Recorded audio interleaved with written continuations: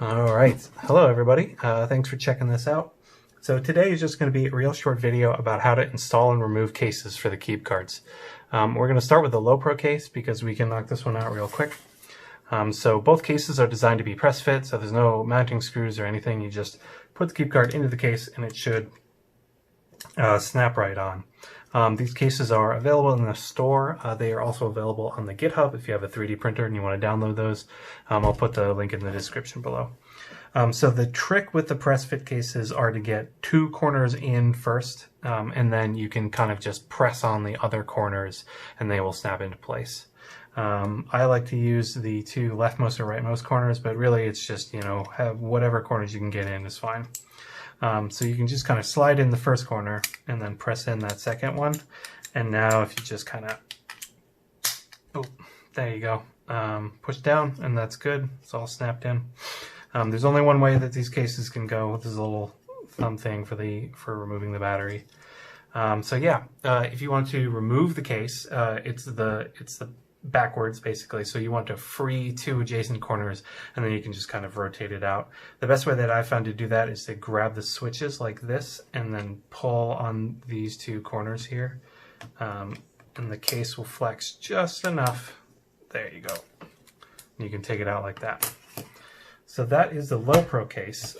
Before we do the button case, we're going to have to install the battery.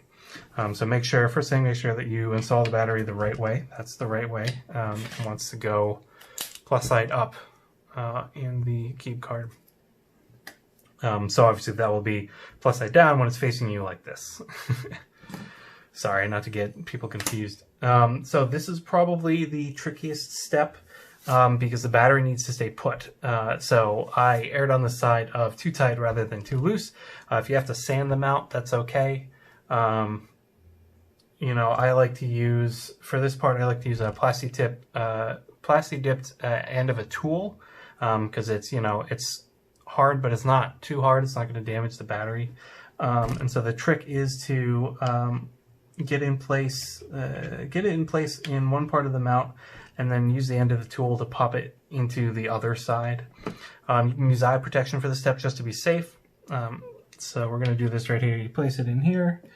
I like to do this side. I found that this side is a little bit more resilient to the pushing, so I like to pop it in on this side. You just press down, and then that's it. And yep, that's perfect. That's good. So yeah, that ended up going in pretty well for me. It took a little bit of force.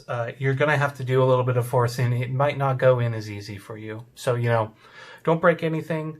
But definitely know that this is something that really needs to stay put. So we're going to need a little bit of elbow grease to get it in there. So to install the Keebcard, it's just like the last case. You just need to get the two corners in. So you can do the right corners this time. Just kind of push it in there. And boom. These ones have been really easy for some reason. I'm not sure why. Yeah, so to operate the case, you just push down on the outermost switches and you stay clear of the buttons on the back. So if you just push down like that, it'll turn on and then you can play. And then once you're done, these are now under tension, right? They're being pushed down by the Keebcard.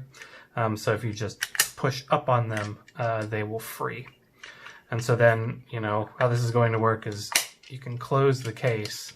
And now you can't accidentally press it in your pocket. Originally I had these, I didn't have this kind of clamshell design, and if you just put this in your pocket, eventually over time it's gonna engage. So make sure to cover it up. You can put a little piece of tape down if you don't want these to come out, but you will need to remove that once you're using it. So yeah, in order to get the Keebcard out of this case, it's the same thing. However, it is a little bit more difficult because there's so much more plastic, a little less flexible. You got a little less purchase. This one is doing great though. This one's super easy for some reason. But yeah, it's the same thing. You get one corner out, you get the other corner out, and then you can just kind of rotate it out, and that's perfect.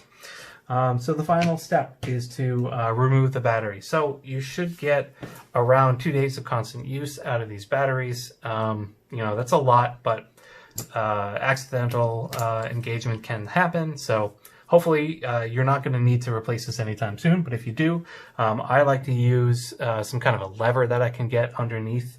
There's a little bit of a lip between the case itself and the battery that you can use to kind of get a little leverage.